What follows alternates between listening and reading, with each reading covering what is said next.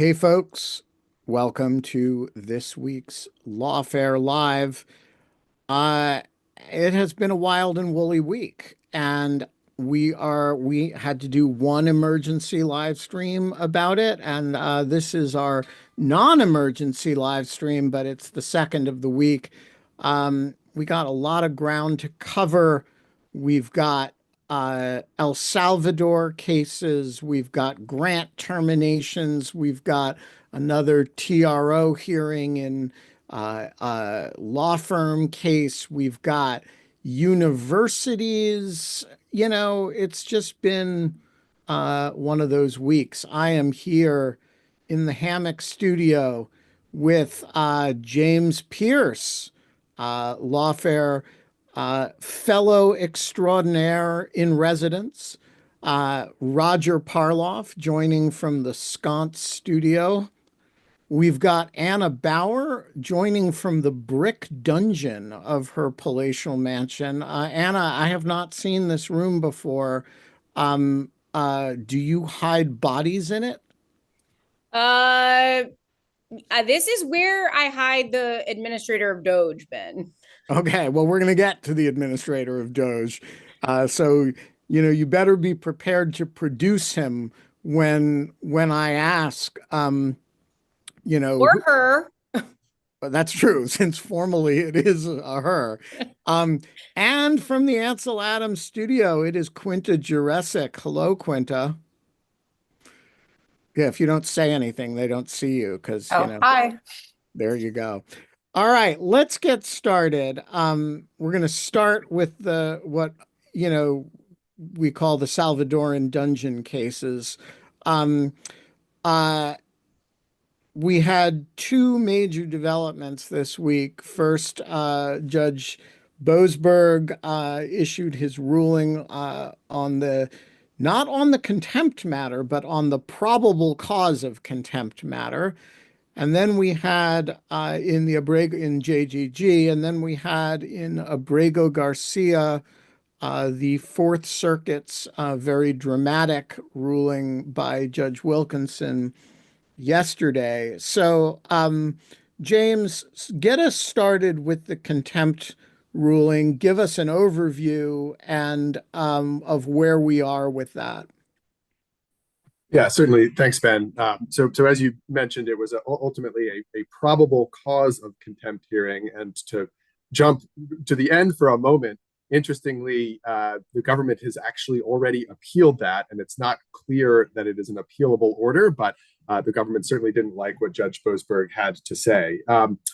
To make sure everyone's on the same page, this stemmed from the temporary restraining order that Judge Boasberg put in place when he learned after the five named plaintiffs in the JGG case moved for judicial intervention in an effort to stop their removal to El Salvador as part of the mass removal that took place under the Alien Enemies Act.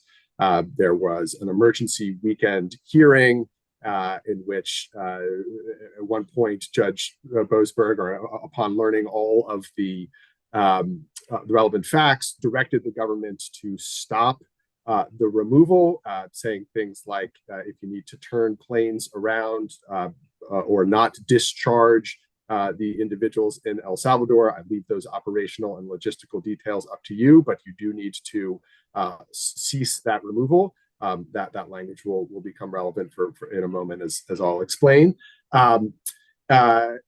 As I think most people who have followed this closely know, that in fact did not happen, and then a whole bunch of litigation followed from there. This particular order focused on whether the government's conduct in response to the TRO, and there was both an oral order that Judge Boasberg gave during the hearing and a follow-up written order that came about 45 minutes later.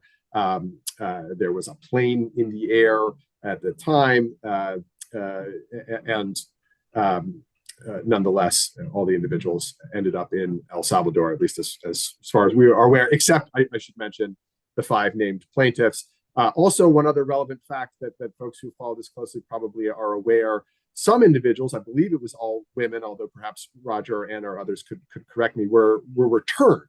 when it turned out that Sicot, the prison in El Salvador, was not prepared to accept female detainees, which at least evinced or demonstrated that it is possible for the return to happen. So this was an order on whether there was probable cause that the government had not complied with the TRO that Judge Boasberg put in place. The first question that he dealt with here is whether he actually had the basis, sort of the jurisdiction to move forward and decide it. So the government had said, well, look, in subsequent litigation, when it made its way up to the Supreme Court, the court said, these are all habeas cases. They have to be filed in the district where the individuals were detained. That was not the District of Columbia. And so therefore, court, you do not actually have the authority to move forward with anything, including determining whether there has been non-compliance with your TRO. Judge Boasberg disposed of that. He relied on a Supreme Court case, unanimous Supreme Court case from the early 90s, case called Willie, that involved the imposition of Rule 11 sanctions in a civil case where after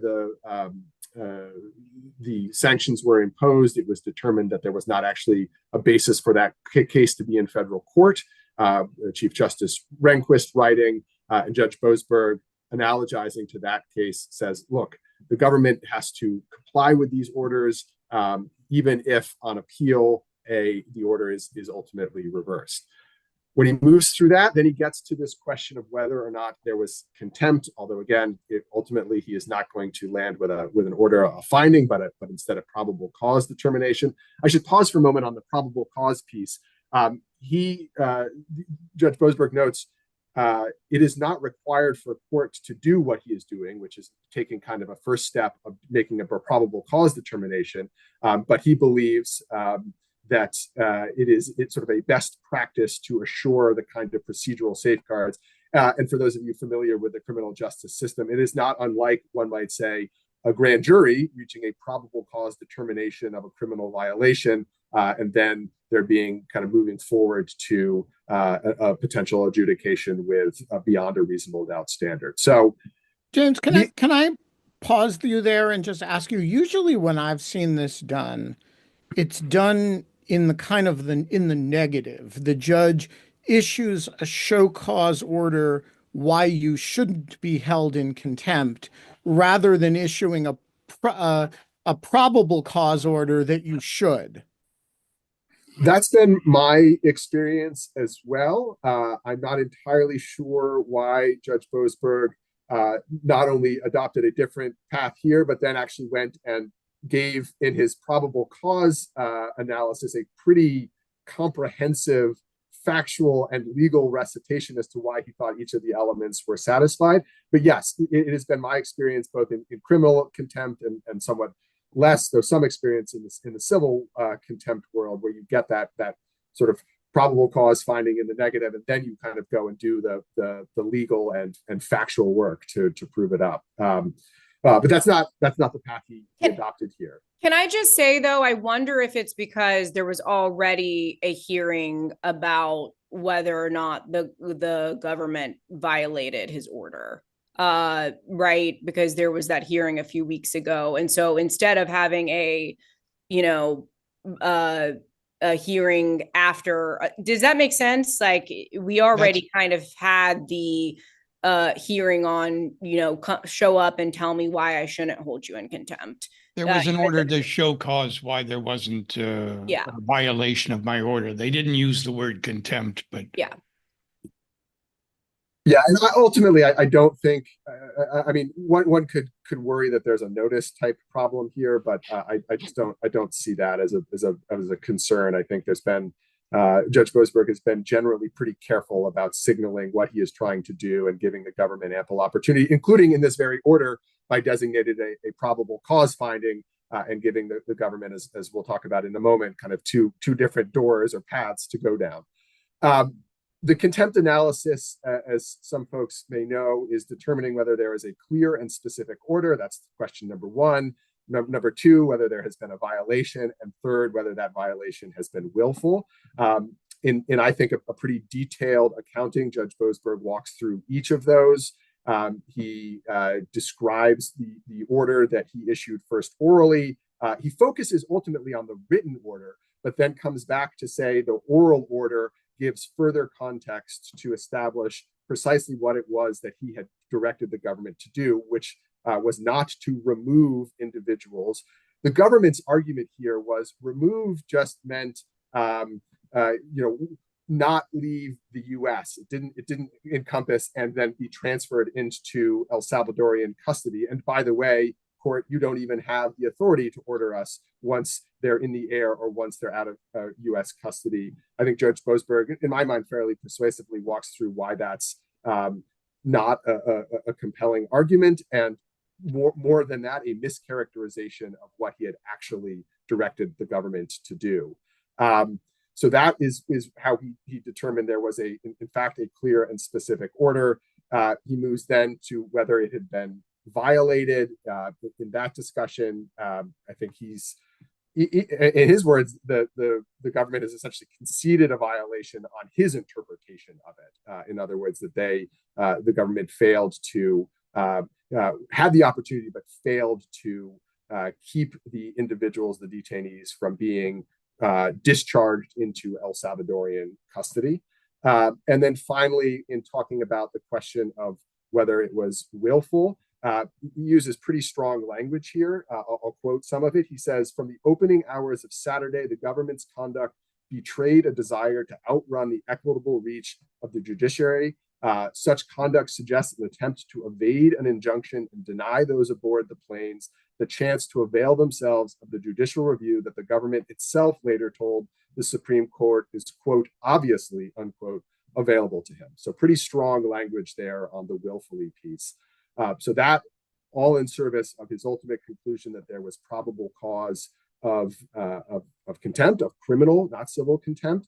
And then at the very end, he leaves these kind of next steps. One is that the government can purge itself of contempt by, in fact, complying with his order, bringing folks back so they can have the process to which they are entitled, or be prepared for essentially moving forward with contempt proceedings. Interestingly, under Rule 42 of the Federal Rules of Criminal Procedure, the prosecuting entity would first be the government unless the district court determines in the interest of justice to appoint a special prosecutor, or the government itself declines. I suspect the government is not going to purge itself. I think some of the signals from the White House have been quite clear about that. So it will be very interesting to see what happens at this point. One last thing that Judge Boasberg kind of adds at the very end of his opinion that is interesting, probably anticipating where this litigation might go, is he comments on what he thinks is an exceedingly doubtful basis for invoking the state secrets privilege. We know that the government has already noticed that as part of all of this. Judge Boasberg has quite a bit of experience from his time on the FISA court and with GDC litigation, so that may well come into play. But that's where we stand. I think it's April 23rd where the government has to sort of make clear which path it's choosing. Though I think it's, as I said, highly unlikely that they are choosing anything other than the second door.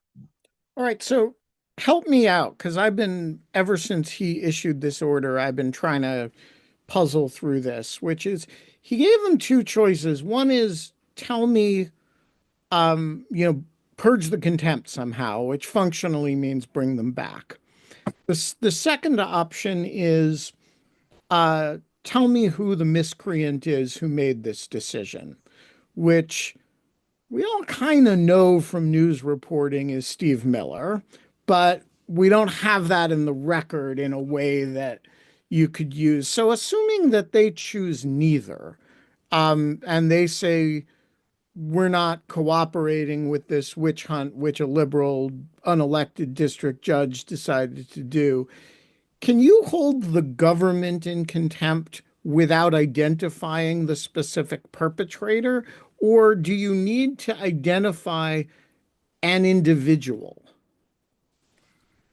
I think you have to identify a particular individual, and Judge Boasberg himself has said, the government should be prepared through declarations and hearings. And as I mentioned, under Rule 42, it's ultimately would not be him that is doing this. It would be to complicate this even more, either the government itself or more likely some sort of a special prosecutor. But I don't think, and certainly I'm not aware of a sort of a government writ large being held in contempt. I stand ready to be corrected on that by anybody who's seen that. But I do think you need to come up with particular contemptors, not just sort of an entity that has engaged in contumacious conduct.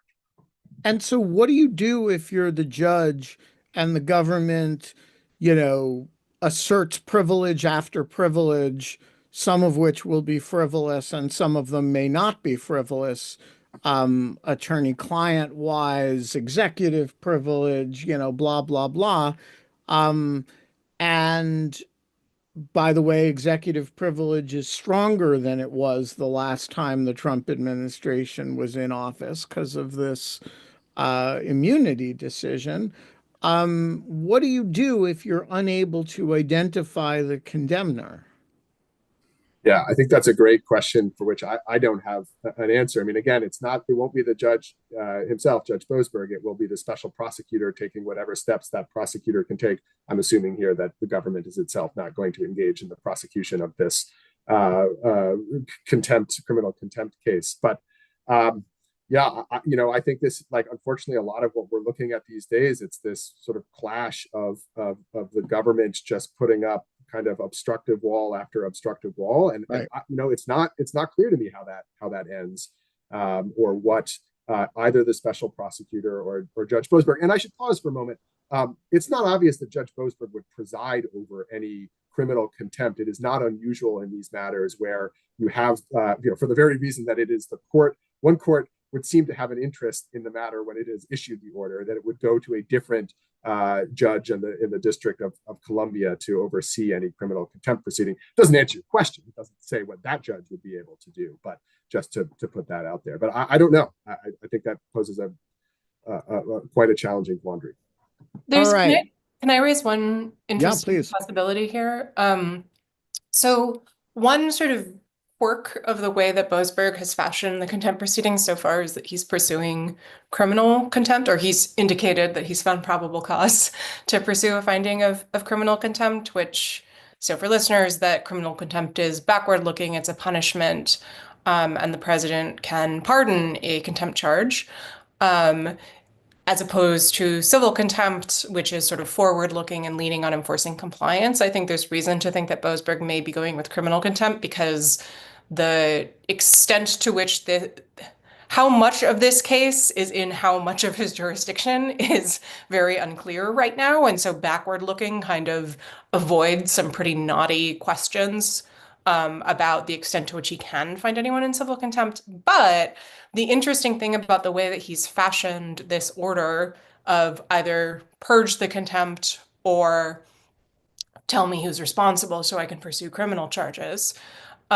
is that it might open a way for him to sort of stack civil contempt on top of the criminal contempt if the Justice Department then, the administration refuses to hand over that information about who is responsible, or if there is contemptuous conduct in the process of any kind of prosecution. Although, as James says, I don't think it's clear that Boasberg himself would be presiding, because then you could have contempt in refusing to abide by the court's order going forward within the contempt process. So it's kind of nested. And at that point, it's no longer criminal, it's civil. I've heard of double hearsay. I'm not sure I've ever heard of double contempt. Contempt exception. Yeah, it's nested, embedded contempts.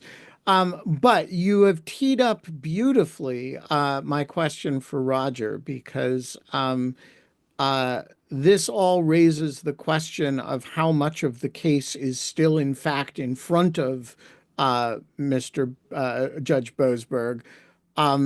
He spends a fair bit of time in this case, in this decision, explaining why the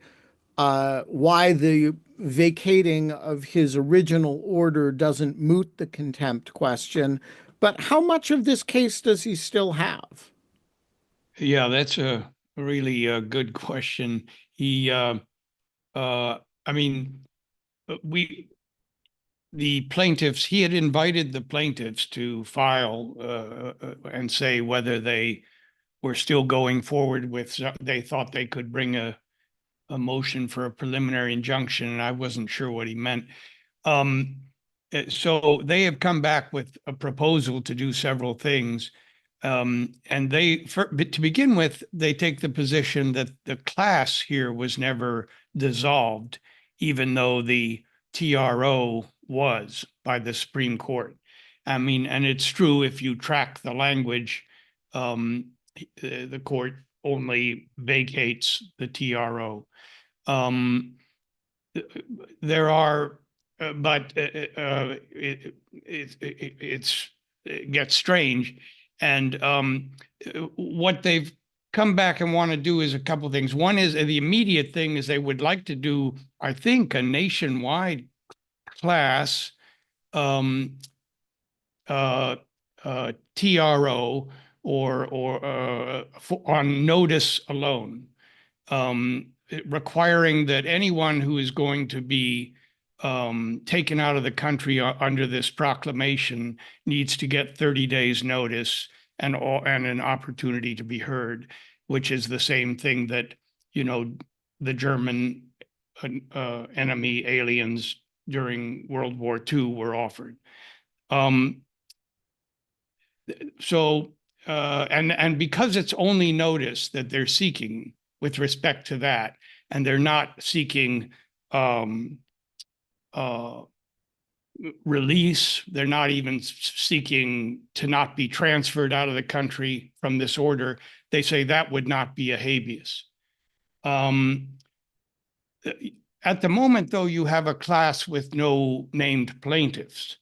All of the named plaintiffs are out of DC, and in fact, they're now involved in new lawsuits. So you're going to need a new named plaintiff pretty soon. All of this sounds pretty aggressive to me. And then he also wants, then I think they would, that's their immediate goal. They wanted to have a TRO on that, actually a hearing this afternoon. They couldn't, he did not give them that. He gave it Monday afternoon at 5. That's, again, that's I read it as a nationwide thing. And it seems aggressive. Then they want to also bring back, they would like to form a class on behalf of the people in El Salvador, the 137 that were sent out under this proclamation without due process, and on the theory, using the jurisdictional theory that was used with the Guantanamo prisoners, the Rasul versus Bush case. So that too would be a pretty exciting thing. That I think will require an amended complaint. And they would, I forget their timeline for filing that, but they plan to file an amended complaint. And then they also would like a class of all of those who are confined right now for criminal matters. And that part I didn't understand at all, what their theory was for getting a jurisdiction in DC for those that were confined criminally. I don't know why that wouldn't be a habeas and require dispersed filings. But anyway, but all of this is just the plaintiff so far, and Judge Boasberg hasn't given any indication that he's going to bite on any of this. All right. In the meantime, though, we do have, Quinta, a bunch of people who have gone ahead and just filed habeas cases in their local jurisdictions, right? That is right. I think there are more every time I check. There are over 5. Let's go with that in local jurisdictions. Off the top of my head, there's been a class certified in SDNY. I think the Western District of Pennsylvania, District of Colorado, Southern District of Texas. There's one in Northern District of Texas, which I want to get to in a minute. And then I also know of at least one case in Greenbelt that is currently an individual plaintiff who received a temporary restraining order uh, barring the administration from removing him, but the litigants are seeking a class certification.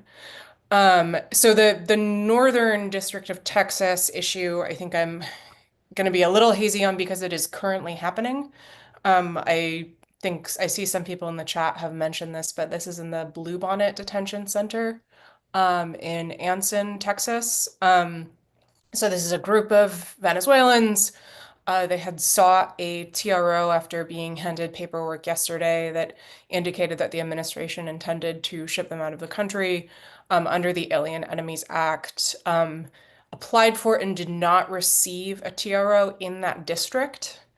And now I believe that case is being litigated by the National ACLU, which has also now filed an additional filing before Boasberg in JGG, asking for him to expedite his ruling requiring additional notice along nationwide, along the lines of what Roger was saying, reasoning that these people, I think it's been less than 24 hours since they received this paperwork, and the notice, I'm using air quotes there if you're listening to the podcast later, is basically a piece of paper that says you're being detained and removed under the Alien Enemies Act.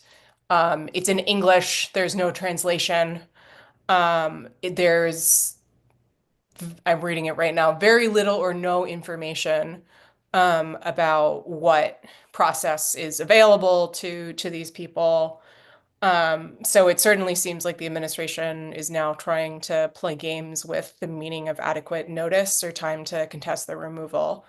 And the last I had seen, I think the ACLU filed an emergency motion before Boasberg about 20 minutes ago, and it doesn't look like the docket has updated.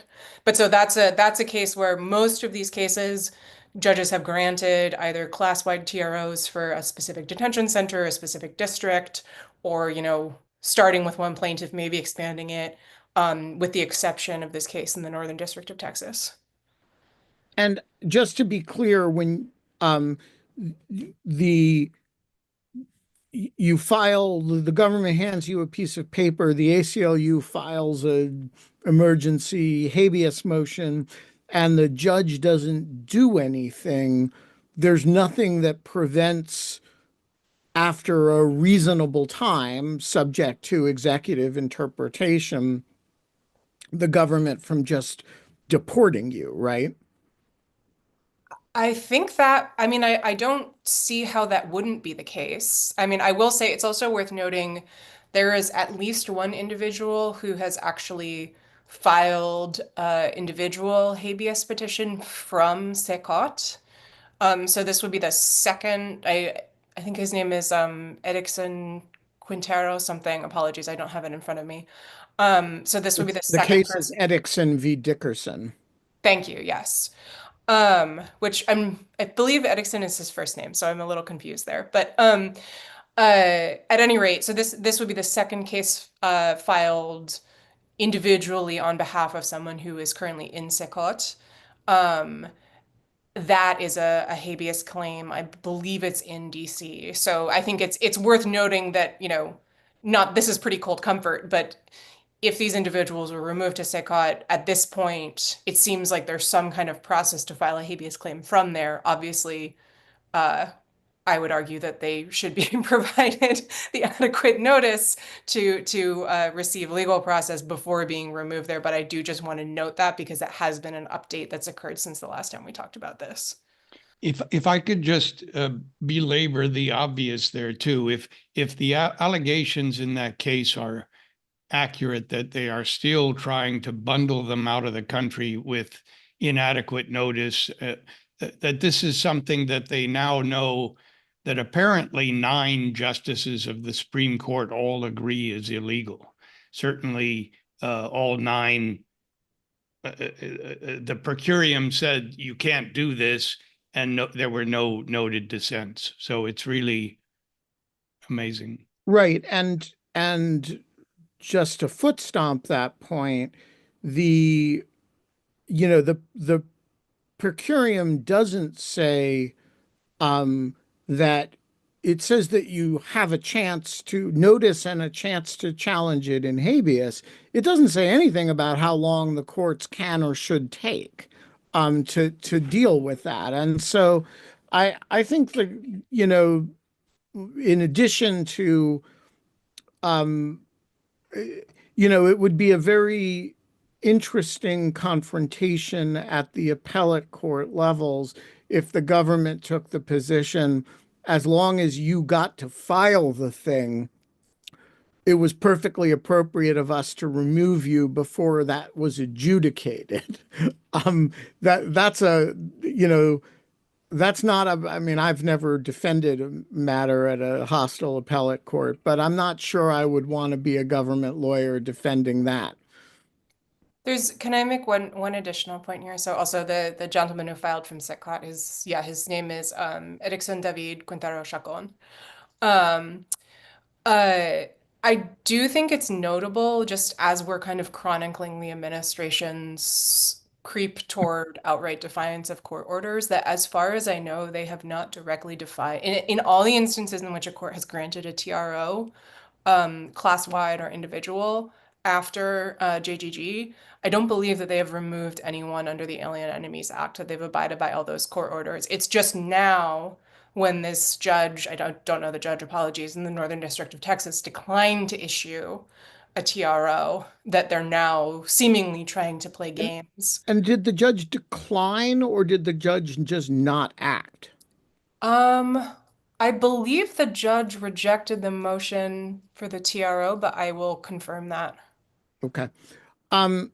So Roger, let's talk meanwhile, before we go to Abrago Garcia, let's talk briefly about the Birthright citizenship order that's now going to get oral argument before the Supreme Court. What's going on there? Oh, I was going to let James discuss that one. James, then. There's not a whole lot to say beyond just the top line, which is that the court has set oral argument. It set it for May 15th, which is interesting in and of itself. That is about 3 weeks after its final argument and well beyond when it usually hears argument. The setting of it at that date is in some ways in line with what the court has already done, which is in a world of a lot of emergency litigation moving very quickly, to move a lot more slowly on these birthright citizenship matters. So as folks may recall, the deadlines were set at a different trajectory.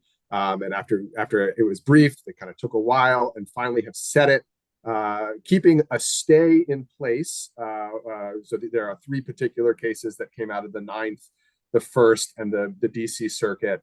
And then we'll hear argument, which will focus mostly on, as I understand it, really the propriety of using a nationwide or universal injunction. Some people draw distinctions between the two of those. I don't think we need to go into that now, but to me, I think the bottom line is that the court is not moving quickly on this, and in some ways may just be buying themselves a little bit of time while there is churn and a lot of activity in things like what we've just been discussing, maybe Abrago Garcia coming back to them, the MSPB and NLRB cases that I don't think we plan to talk about, that potentially kind of showing up on their docket. So I think it's a bit of a kind of a buy for more time for the Supreme Court, and it'll be interesting to see in mid-May whether, how much of that argument moves into the merits and how much of it is really about this question that some of the justices have been quite kind of eagerly batting back and forth, which is, again, how appropriate it is to be using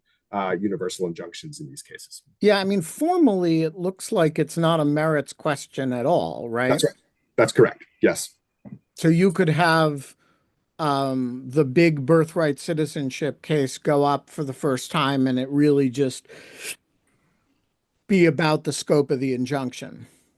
Yeah, and that's how it's teed up. That may be how the court would like to tackle this issue for now. As I said, in an environment with a lot going on and a lot of things coming at them at quite high velocity. But yes, you could have no meaningful engagement with the merits of the underlying question. All right. Quinta says she has an answer on the denied TRO. What's Yes, and many thanks to the wonderful Anna Hickey, who behind the curtain was helping me research this very quickly. So the case title, somewhat bewilderingly, is actually AARP versus Trump. The AARP are the initials of one of the plaintiffs. It's not the American Association for Retired Persons. The judge somewhat bewilderingly denied the motion for a TRO because the Supreme Court's ruling in JGG leaves no doubt, and this is a quote, leaves no doubt that detainees like the petitioners are entitled to some level of due process and judicial review. And so is essentially saying there's not a likelihood of irreparable harm because JGG shows that the government has to provide them legal process. Therefore, the government surely won't remove them. Well, I think is this the Northern District of Texas case? Yeah, that's right. I think the government was also saying, we won't remove this guy. We won't remove the named plaintiff. And I don't think they had gotten yet to the class issue. He's going awfully slowly on the class issue. And he is a Trump appointee, if you were wondering. But it's also hard because a lot of those filings in the habeas cases are not public. It's really hard to follow. And that might be because a lot of filings in immigration cases are not public. I don't know why so much has to be non-public. All right. Oh, Roger, you wanted to talk about yeah. DVD v. DHS, and I gotta say, these acronyms with D, I just can't keep them straight. I don't even know which case this is. This is one that I think is actually pretty important. It's in the District of Massachusetts, and it has to do with a very quiet change in policy. All of this is quiet on the Trump's part that occurred on February 18th. And this is related to Abrago Garcia as well. And so, these people that were in his position that have the status withholding of removal, they are removable because they came in illegally, but they are not supposed to go back to their home country because they would get either persecuted or tortured or whatever. And what they've said is, and in the past, there was a policy in the department that if you change that, if you decided, well, okay, let's try to send him to a third country, you would give him notice and give him a chance to say, no, I'll face torture there too, or, at least give him a chance to speak up.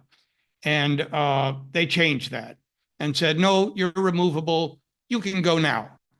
And we don't have to do anything else. And so all of these immigration lawyers thought, wait a minute, I mean, you can't just say you have a removal order when there's no country designated, but that's what they've been doing. And so this is a class action, and I think it's nationwide on behalf of everyone that are potentially in that situation. And a preliminary injunction was entered and a class certification, I think today. And it's long and I haven't read it, but that seems like an important thing for me to read. And the people are in different states. One has been removed to Mexico. He wasn't supposed to be removed to Guatemala, so they sent him to Mexico, and Mexico sent him to Guatemala. He's hiding out, according to the complaint. I think a couple are here, and so on. All right, we are going to turn to Abrago Garcia, but before we do, I would be remiss if I didn't mention that we have our ongoing fundraiser going on, it being our ongoing fundraiser. And, for all of you who are Anna Bauer fans, I have really resented that you guys have dominated the fundraiser And as you can see, you can identify, if you go to givebutter.com/journalism, you can identify, who you want your your contribution to be associated with. And Anna Bauer is just kicking the rest of our asses. And I take this personally as like the head of Lawfare. And so I want you to go there and, support me. Don't support Anna, because that makes me feel like, less important. So go to givebutter.com/journalism, participate in our fundraiser, but don't give the money to Anna. But Ben is the runner up right now. And so my suggestion is going to be, for the last I checked, that everyone give to Tyler, our managing editor, because the last I checked, he had just added himself to the team or whatever, the fundraising team. It's a zero-sum game, guys. Any dollar you give to Tyler, I'm keeping score. But I'm just saying, I'm endorsing Tyler for the time being, because I think Tyler needs some love on the fundraising. Yeah. All right. Let's talk Abrago Garcia. While everybody is going to that thing, pressing the Ben button and directing money to me, Anna's going to talk to you about Abrago Garcia, which is really the wildest and woolliest part of the Wild and Woolly Week, right? Yeah, it's been a wild week with that case, Ben. And I don't want to focus too much on what happened earlier this week, because we did do an entire Lawfare Live that everyone can watch. That Roger and I went live from the Greenbelt Public Library, which was, by the way, a complete furnace. It was so hot. So if you notice that Roger and I have sweat running down our faces, then that is why, because for some reason it was a lovely library, but that particular room was 90 degrees. Beyond that, though, people should definitely watch that live stream where we go in detail on the hearing that was held earlier this week. But to get you up to speed, Ben, recall that last week when we spoke, there was just a Supreme Court order that came down in which the Supreme Court said, at a minimum, the government has to facilitate the return of Abrago Garcia, who was wrongly sent to the Gulag mega prison in El Salvador. And then Judge Sines followed up by changing her order, which previously said that the government must effectuate his return, to now saying that the government must take all available steps to facilitate his return. She then, a few days later on Tuesday in Greenbelt, had a hearing after she, in an order in which she amended her preliminary injunction, also required these daily status updates, requiring that the government tell her exactly what they've been doing to facilitate his return. Over the weekend, when the government was filing these, really all that we got from them was information that he's alive, and they claimed that he was in the custody of a foreign sovereign. They never suggested that they've even asked for his return, but they started to develop this theory that he's in the custody of a foreign sovereign and that we can't really do much about that. They at one point claim in one of these declarations that, the government doesn't have the power to forcibly extract Abrago Garcia from the custody of El Salvador. There's a meeting with the president of El Salvador, Bukele, in which everyone's playing hot potato, saying, we don't have the power to do this. We don't have the power to bring him back. So it's kind of this limbo that Abrago Garcia seems to be stuck in which, on the one hand, El Salvador is saying they don't have the power to send him back. The United States government is saying they don't have the power to do it. So Judge Sines holds this hearing on Tuesday. And in the interim period, the plaintiffs have also requested a motion for alternative relief in which they ask for discovery to try to figure out, what exactly has the government even done to facilitate his return, because it seems like they've done nothing. They've also, in this order, or in this motion, requested an order to show cause why the government should not be held in contempt. But that seems to be a little bit more vague in terms of the content of exactly, what it is they're asking for there. But Judge Sines holds this hearing that Roger and I go to. There's not much that we learn more factually at this hearing from Drew Ensign, who is now arguing this before Judge Sines. Drew Ensign also has represented the government in the JGG case. But again, we get a more developed argument from the government in that they are now arguing at this hearing that facilitate just means that they have to remove domestic barriers to Abrago Garcia's return. They think that they have done that and that that's all they need to do. And Judge Sines says, no, there's no evidence basically that you've done anything.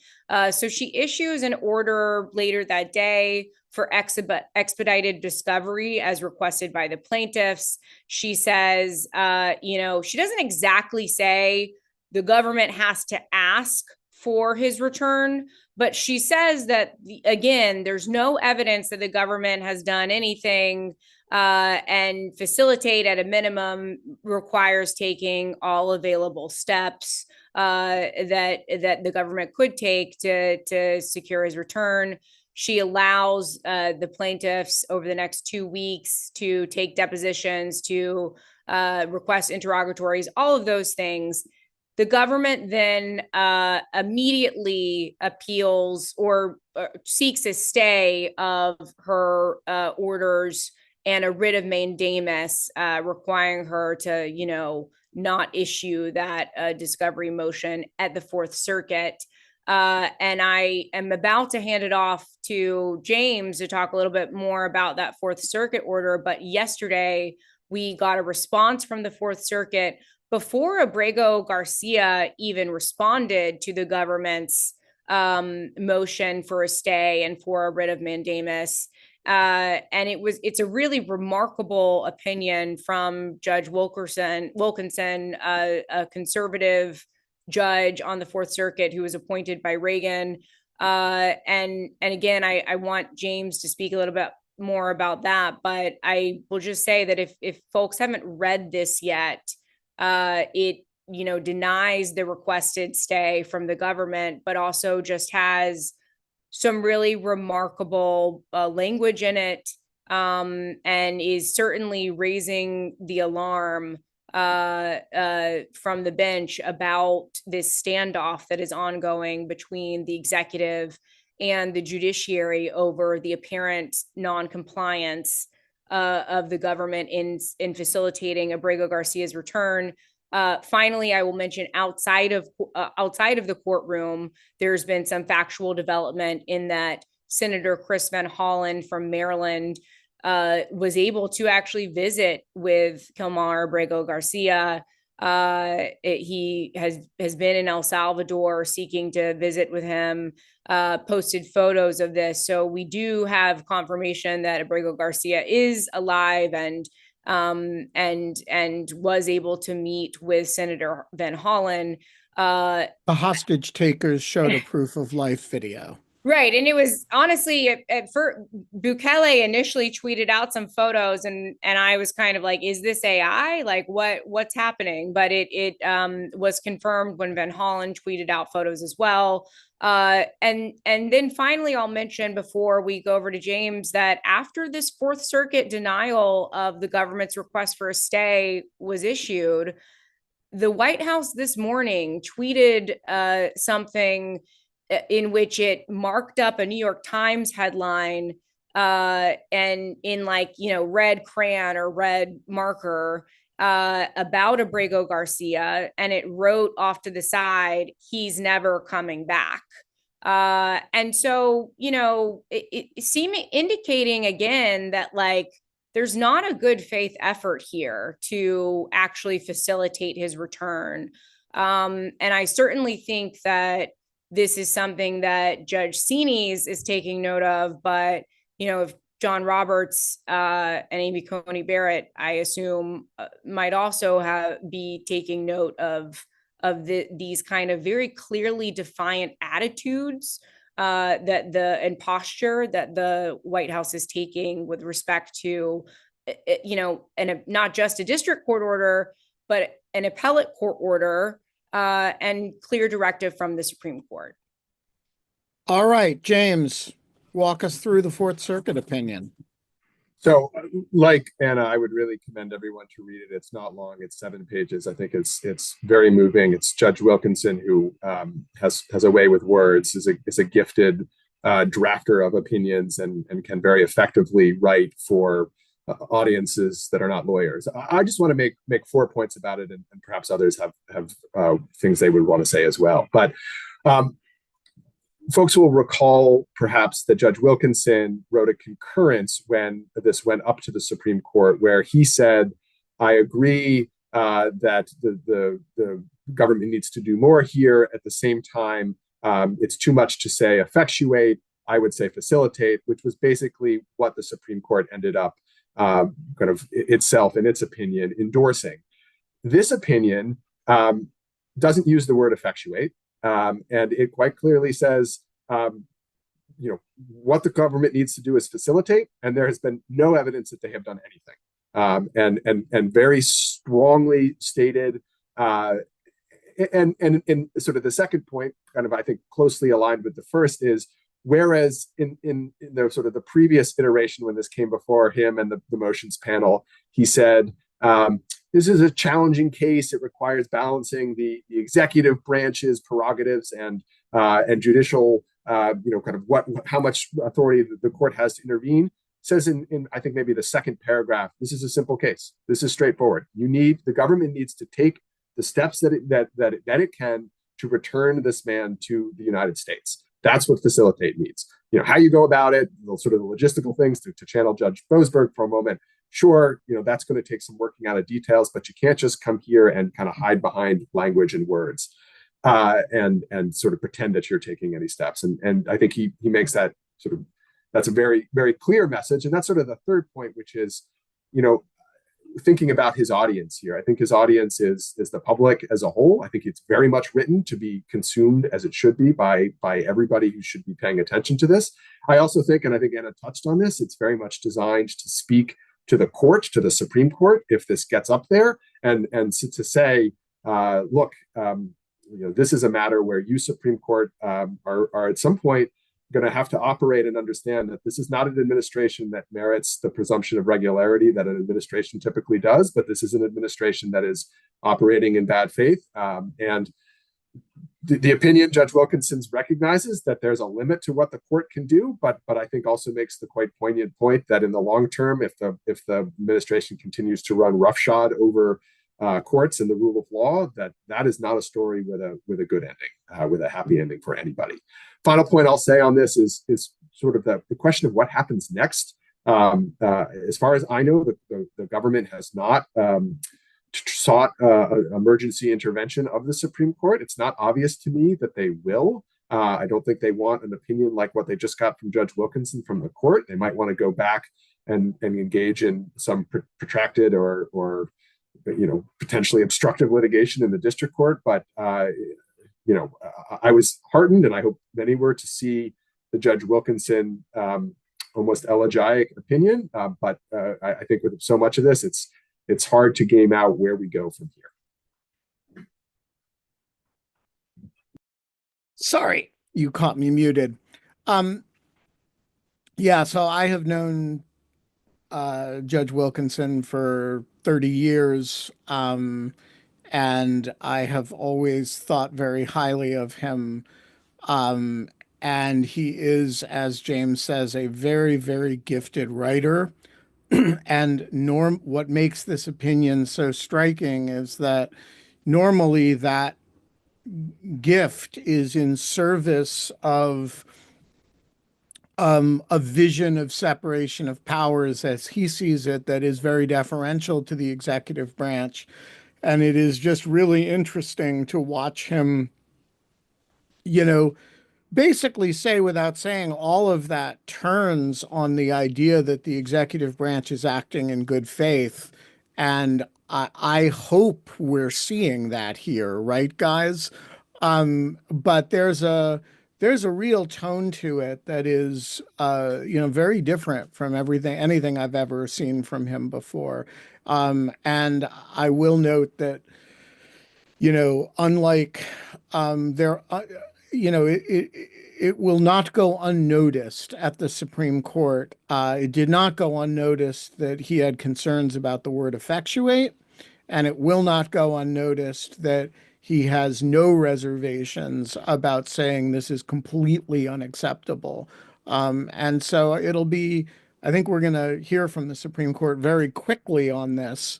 Because the government is asking for an emergency stay. And I think it's going to be, you're going to see some measure of Jay Wilkinson's influence. Wait, Ben, I just really quickly, I don't think the government has yet asked for an emergency stay from the Supreme Court. No, but they asked for it from the Fourth Circuit, and it's hard for me to imagine that they won't. Especially because if they don't, then they have to go through this discovery process, which they really don't want to go through. So let us turn now finally to, before we leave the immigration subject, to Madawi v. Trump. I'm not sure which of you is planning to take this, but this is a case of a Palestinian who was detained by the Department of Homeland Security following his citizenship interview. Who's followed that? Nobody. Okay. Well, I will just say we have a TRO in that case, and we will move on from there. Can I just highlight a couple belated things about the Fourth Circuit ruling? A small thing, he refers to the judge Sinis as a fine district judge. I thought it was important in this context when people are and very gracious of him. Yeah. And especially since he was the one who had sort of the first time around corrected her and the administration had declared victory. And one other thing was the reference to President Eisenhower, a great man who, after the second Brown versus Board decision, knew that he was going to have to enforce desegregation, and it wasn't going to be easy in the schools. But he understood the court was supreme. And then just the line, everyone is, I think the line that just was so bleak and heartbreaking. The executive may succeed for a time in weakening the courts, but over time, history will script the tragic gap between what was and all that might have been, and law in time will sign its epitaph. I mean, it sounds like Paradise Lost. It's practically iambic pentameter, and it's grim, and it's unanimous. Yeah, and again, this is Judge Wilkinson writing for a panel of three, the other of two of whom I believe are Democratic appointees, and they are reviewing the trial court judge whom they're reviewing. Is a Obama appointee with a somewhat exotic last name, which is actually Greek, but it starts with an X, right? And so it's exactly the type of situation where you have a powerful instinct upon the part of the Trump administration to demagogue the situation and talk about an unelected Obama judge did X. And so it's important in that context that he come out and say, this is a very fine district judge. And by the way, she's right. And so, yeah, all around, I thought very substantively correct and powerfully written and classily written as well. Okay, let us turn to grant terminations. Another subject is there's no other show you guys can watch where or listen to where we're going to jump from, you know, Salvadoran dungeons to grant terminations, but James is going to do it for us. So let's do it. Let's do it. Yeah. So these are colloquially known as the funding freeze cases. We've talked about them on and off over the past few weeks, but just so everybody understands big picture context. The big picture question here is really going to be whether James can handle the word Woonswakatucket. I thought it was Woon-asquatucket, but we'll see. I'm sure somebody out here. You know, there's a lake near there that's called Lake Chargagagog, Manchagagog, Shabunagungamog. So like, you know, place names in New England, it gets squirrely. I submit after that. I can't keep up with. But yeah, the funding freeze cases are a series of challenges that arose after in the early days of the administration, both through an OMB directive as well as several executive orders, basically directed federal agencies to suspend or pause funding that was then implemented by a whole series of different agencies, which then in turn led to challenges from different entities, states in some cases, nonprofit organizations and others. And so we've got updates this week in two of those cases, one in the District of Columbia and one in the District of Rhode Island. The one in the District of Columbia is Climate United Fund versus Citibank.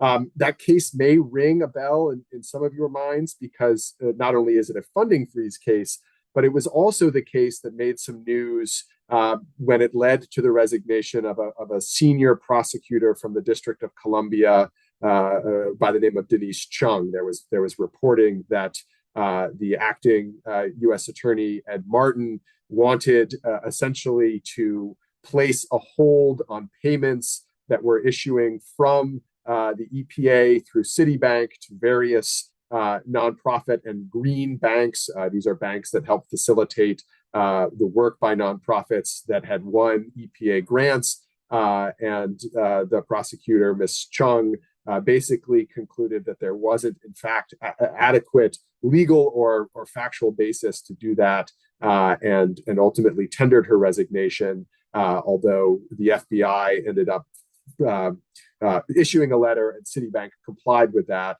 and froze the funds, billions and billions of dollars to several nonprofits carrying out EPA grants. So this week, in a case before Judge Chutkin, she ruled on a preliminary injunction motion. She granted that motion, basically concluding on again, walking through the steps that many are probably familiar with, given all of this emergency litigation, the likelihood of success on the merits, irreparable harm, and then the balance of public equities and public interest, that the challengers had shown that the actions were arbitrary and capricious under the Administrative Procedures Act, and that it exceeded the lawful authority for the EPA to, with no individualized reasoning, to just go ahead and suspend the grants, and that doing so would cause irreparable harm to the various nonprofit actors, not to mention the communities and areas where they were working. So she entered that stay. There was quickly a notice of appeal filed by the government and the emergency motions panel in DC, which this month, as some folks may know, is Judges Pillard, Katsas, and Rao, placed a quick administrative stay and asked for briefing from the parties. So the preliminary injunction, which basically had directed Citibank to unfreeze payments that were going out to the various nonprofits that were implementing the EPA grants, that's now all paused pending what the DC Circuit does with the case. They have on occasion, they being the DC Circuit, has heard argument, as folks know, and as we've talked about here. So it'll be interesting to see whether they hold argument on that perhaps next week. But as of now, the briefing at the DC Circuit is not complete. So that's the United Climate Fund funding freeze case. There was also one in the District of Rhode Island, which the case, as I'm going to pronounce it, is Woonasquatucket River Water Council versus USDA. This is a slightly broader case in the sense that it is not just a challenge to EPA funding. EPA is one of 7 agencies at issue there. The reasoning of the district court, well, to give the bottom line first, like Judge Chutkin, the district court judge there, by the way, a Trump appointee, also granted a preliminary injunction in favor of the nonprofit challengers, also directed that these various, I think it's 7 agencies, unfreeze or unpause the funding, finding likelihood of success on the merits for similar reasons that Judge Chutkin did under the Administrative Procedures Act, finding similarly on irreparable harm. Interestingly, at the end, also had a short section on why similarly situated plaintiffs should be entitled to the same relief, and imposed a nationwide injunction. I think one of the questions earlier in the chat, or perhaps in the Q&A, is kind of, how do all of these nationwide injunctions kind of play into what the court might say in the Birthright citizenship case? I think that this will be sort of more fuel or more fodder to that. I tend to think that there are serious efforts, just to pause on this point for a moment, there are serious efforts to try to think about when such injunctions are appropriate and ways to channel it so that there's not forum shopping.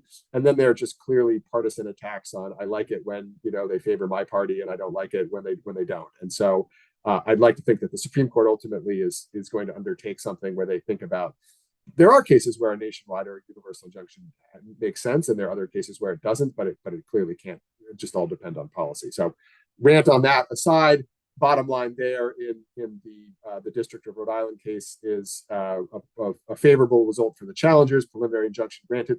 Interestingly, and for reasons I don't entirely understand, though I can speculate, the government has not noticed an appeal. Both of those rulings were from district courts, happened the same day. The government noticed an appeal immediately in DC. Maybe they know there's a favorable emergency panel, and as I said, have gotten an administrative stay. But last I checked the docket before we started recording here, government had not noticed an appeal there. I will say there is another funding freeze case out of the District of Rhode Island that is up on an appeal to the First Circuit, and the First Circuit there denied the separate case. This is the New York versus Trump 22 state case, 22 states challenging it. The First Circuit did not give the government relief. Maybe the government thought it's not worth it, but that has not seemed to stop this administration. So that's where we stand at this point. Slightly different procedural posture in each, but preliminary injunctions granted in both cases. Excellent, thank you. All right, let us turn to vindictive attacks on law firms, universities, and institutions of international justice. Roger, do you want to do us the walkthrough?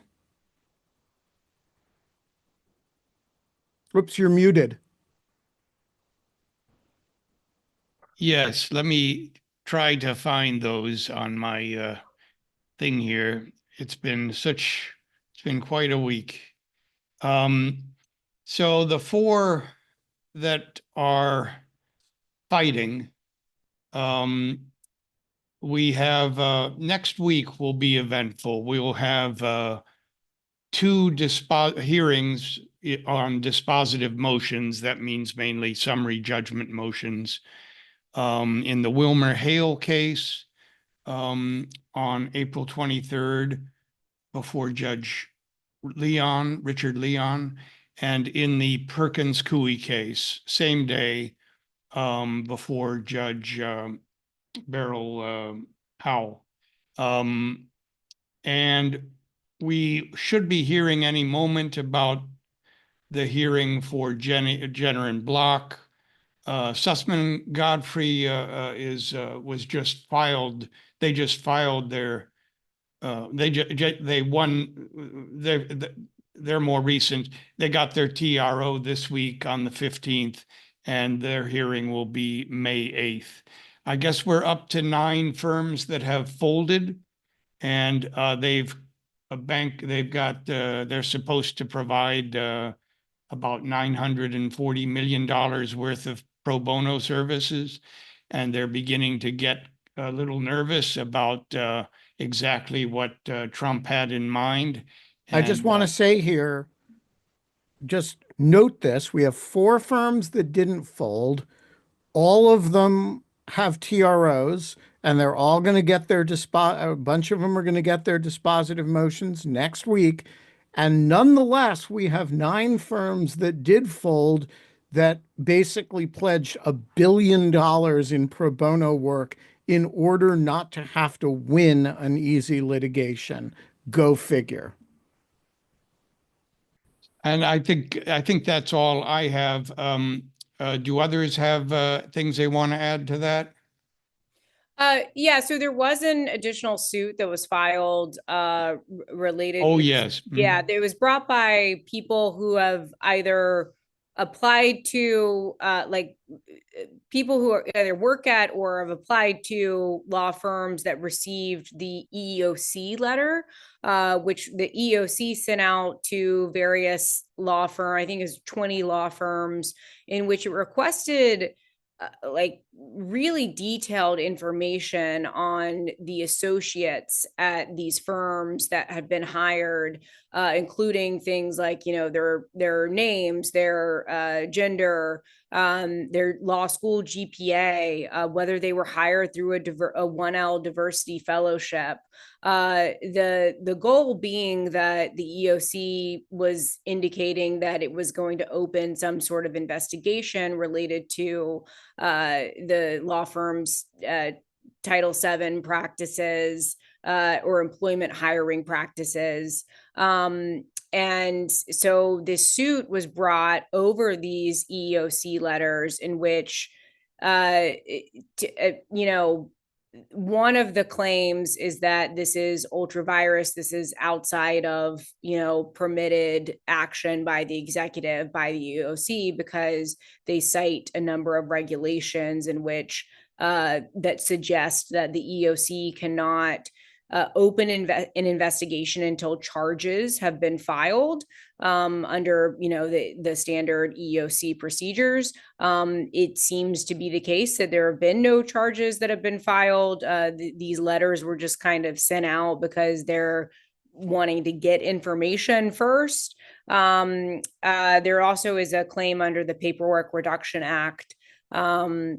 But essentially that case was filed this past week. It was assigned to Judge Walton, which Roger James, if you've got thoughts on Judge Walton, then please do chime in. I'm not super familiar with Judge Walton, but that is something that we're watching and following. I will say that these EEOC letters have certainly been a point of a concern amongst associates that I've talked to at various law firms, because it is asking for very personal information about them. And it seems like the firms that have made deals with the White House, there are lingering questions about whether or not they're going to provide that really personal information about some of their employees to the EEOC. So it's something that, was filed this week, and we'll be watching it. All right. We have one more subject to get through before we go to audience questions. And that is that we have some IEPA challenges to tariffs. I am not sure who wants to handle that. Nobody. We'll deal with that one next week. See, things show up on the menu and people put them on so that other people can talk about it. And then nobody marks it. And so I don't know who to ask. Let's go to audience questions, audience. The estimable anonymous attendee has 3 questions, which raises the question, is this 3 anonymous attendees or is it 1 anonymous attendee asking 3 questions. First question, see if you can identify his or her style and figure out whether it's all one person. Is there a conceivable point at which the Supreme Court dramatically curbs the number of DOJ appeals so that they hear and allow the circuit rulings to stand? Or is this Supreme Court so eager to elucidate a particular understanding of the extent of executive power that they're going to take every opportunity to hold forth on the matter? If they decide not to hear an appeal, what kind of message does that send to the White House? That's a really interesting question.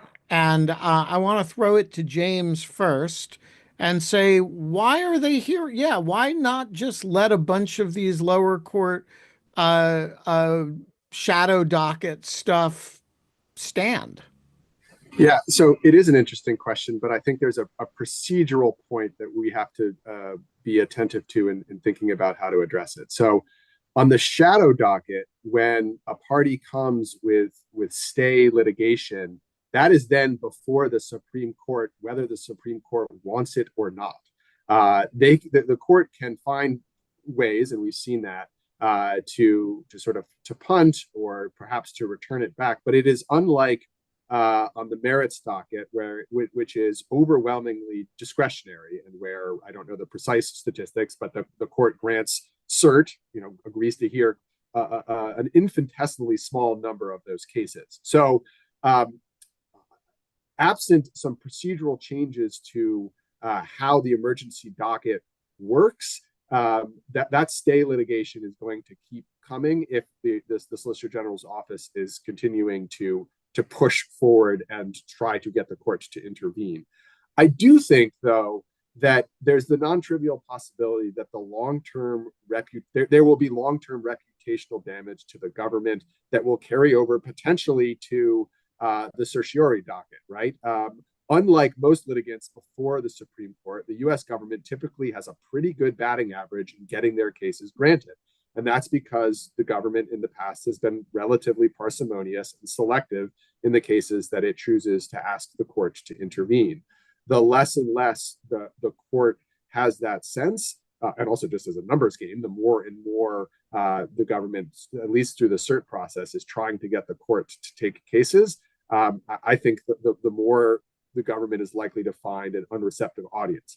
All of that said, the last thing I want to say before I'm sure others have thoughts on this, the question did focus on questions of executive power, and frankly, the Supreme Court is, and in my view should be, the end all and be all on deciding these questions of the scope and extent of executive power. So as an example, one of the cases that we have talked about, though did not today, though I think I mentioned it, are the Humphreys executor cases, right? Removal from multi-member agencies. I think the Supreme Court needs to decide that, whether it needs to do it through emergency or next term on its merits docket. I don't actually have a strong view, but at the end of the day, I think the Supreme Court does need to resolve that, and I think that's probably true for the non-trivial other number of the executive power challenges that we're seeing. But I do think that's going to pose an interesting question of how much the court is seen to facilitate an extremely aggressive Solicitor General's office, while at the same time,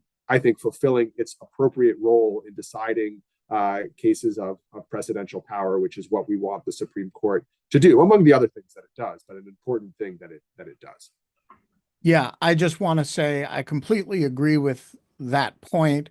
I do think it is voluntary whether to use stay applications as a way of commenting on the merits of things and basically creating quasi-presidential opinions out of denials of stays or granting of stays. And I think it's not unreasonable to say, yeah, they should be throwing as much of, they have to answer these questions, but they should do it as much as possible in the regular docket. And if that means inconvenience to the government in terms of some district court getting, temporarily a little bit too much leeway in regulating relations with El Salvador, that wouldn't be the worst thing in the world from my point of view. All right. The second question from the anonymous attendee, and there's a clue here that attendee is lowercase, whereas anonymous is uppercase in all three questions. So that's a clue that it may be all one person. Can you discuss the potential of Rule 42A2, which provides for the naming of a special prosecutor if the DOJ refuses to prosecute criminal contempt being held unconstitutional? So this question came up the other day. Um, I don't think it is unconstitutional, and I don't think it is likely to be held unconstitutional. The relevant standard is the Appointments Clause, which says that um, uh, judges can't appoint, or it says that uh, uh, superior officers have to be appointed by the president with Senate confirmation, but such inferior officers can be appointed by other means. And so I think as long as, the special prosecutor is confined to a single case that the Justice Department is conflicted out of. This is a very old statute. It's been around for the statute may not be old, but the common law rule is old. I just don't think it's going to be a problem. James, Roger, what am I missing here? So there are some non-trivial arguments on the other side. Steve Laddick actually developed one earlier this week in a post if folks are interested in digging in more there. There's also a dissenting opinion in a case out of the Second Circuit from a few years ago. The case is United States versus Donziger, where there was the appointment of a special prosecutor. Judge Menashe wrote a dissent. I think there's sort of two ways that you could see a court potentially declaring or determining that Rule 42A2 is unconstitutional. I'll put my cards on the table. I tend to think it unlikely. But one is through the Appointments Clause that Ben just discussed. You could see a court saying something like, well, even assuming that the special prosecutor is an inferior officer, Congress still needs to, by law, have provided the statutory basis for that prosecutor's existence. And Rule 42A2 is not a statute. It is a federal rule. Now, it's backed up by the Rules Enabling Act, which essentially delegates to the federal courts the ability to create that rule. So there's an argument on the other side. But I could see somebody sort of trying to spin that argument out. The second way that it could be determined unconstitutional is essentially the argument that, look, it's hard to read some of the Supreme Court's modern jurisprudence, including in the Trump immunity decision, that talks in quite robust terms about prosecution being the role of the executive branch, and saying that really courts just should have no role in that whatsoever. And I tend to agree with Steve Laddick's post that it is hard in some ways to square Rule 42 with the robust nature of that language. At the same time, as Ben says, there is a long common law tradition of courts being able to vindicate their own authority in contempt matters. And I just don't think courts, including the Supreme Court, wants to relinquish that. I think, to sort of link this up with things that are happening out in the public these days, right? In an era where judges themselves are under attack, I think the last thing that the court would want to do is sort of undermine the sense that the court can continue to vindicate its own authority, including when necessary through the appointment of a special prosecutor. Yeah, and I would just add that since nobody doubts that if you look the judge in the face and say, Your Honor, I have absolute contempt for you, you're a rotten scoundrel, the judge can point at you and say, you're in contempt. And that's, I forget what it's called, inherent contempt or on the spot contempt, right? But since that power is undoubted, it seems a little bit crazy to say that the power to give you some process before holding you in contempt would be constitutionally controversial. All right. Steve asks, with the increase in nationwide rulings from more local jurisdictions, is anyone in the crew seeing a factionalism developing in the judiciary? What might Trump 2.0 mean for that potential dynamic?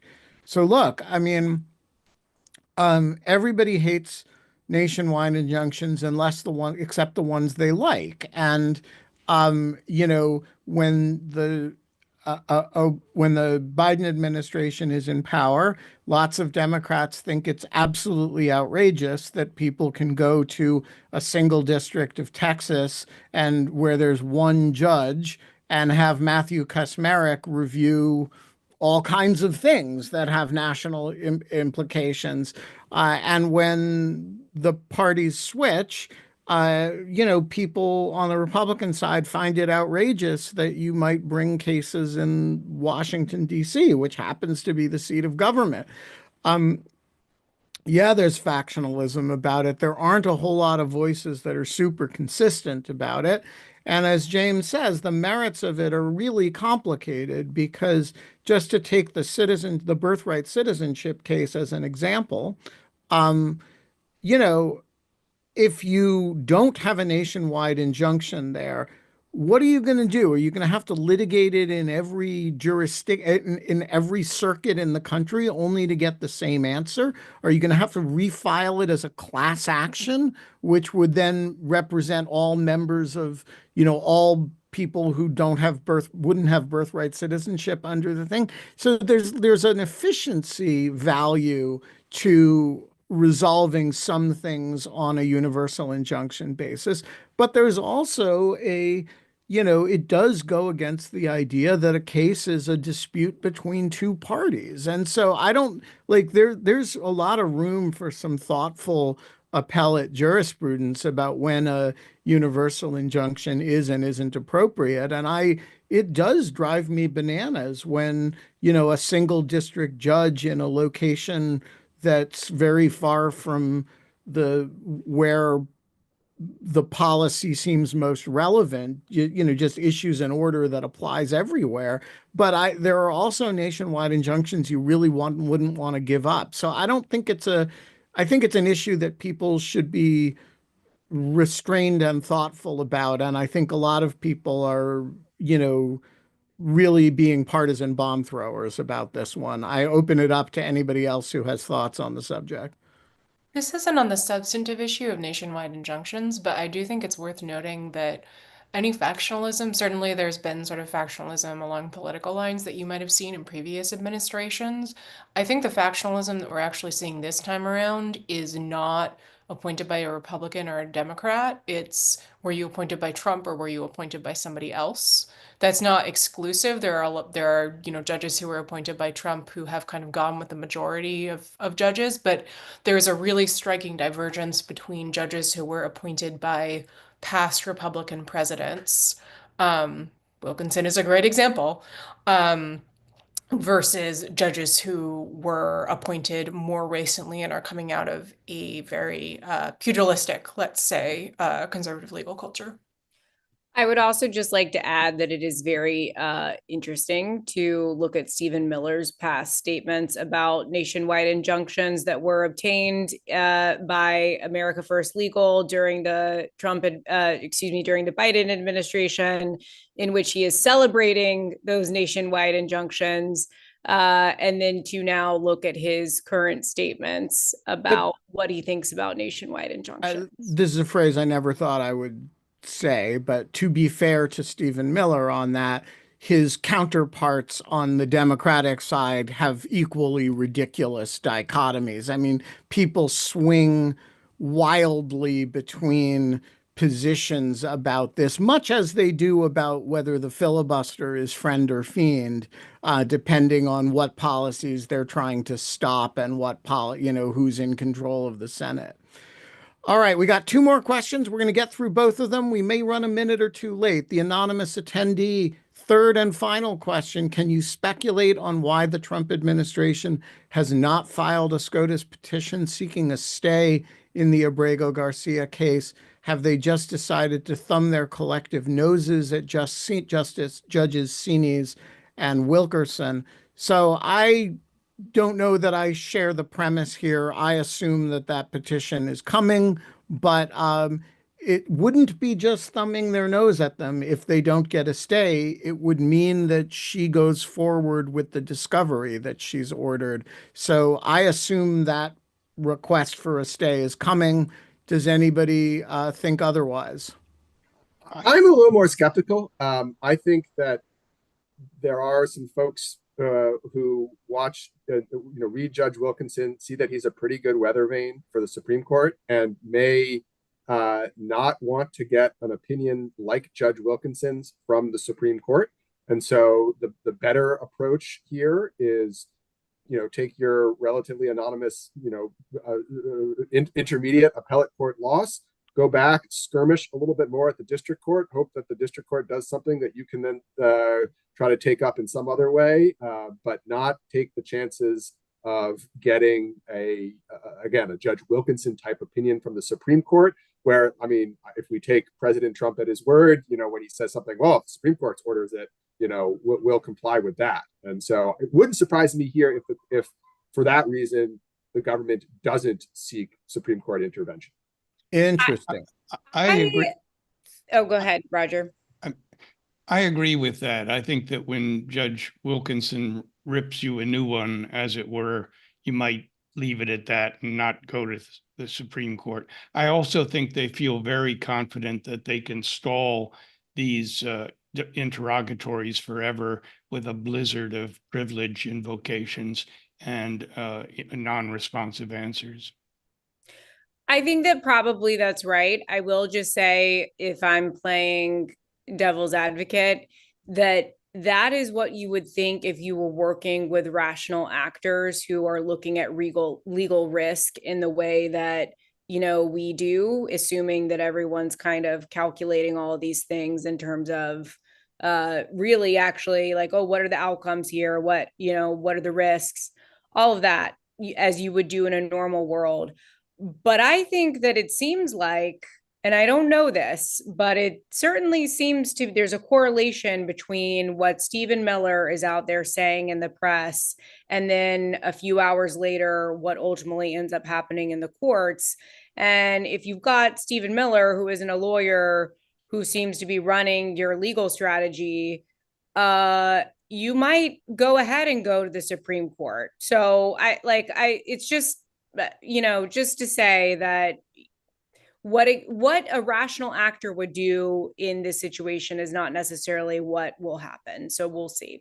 All right. Last question. Rich asks, do we know anything about challenges to the IRS, Treasury, DHS information sharing agreement? I will take the universal silence to be a no. We will find out. We will find out. We are going to leave it there, folks. We ran 2 minutes over. We try to start on time and end on time, but sometimes we fail. Thanks to Roger Parloff, Quinta Jurecic, James Pearce, Anna Bauer, and of course, the long-suffering Anna Hickey, who makes this show possible at so many different levels. We will be back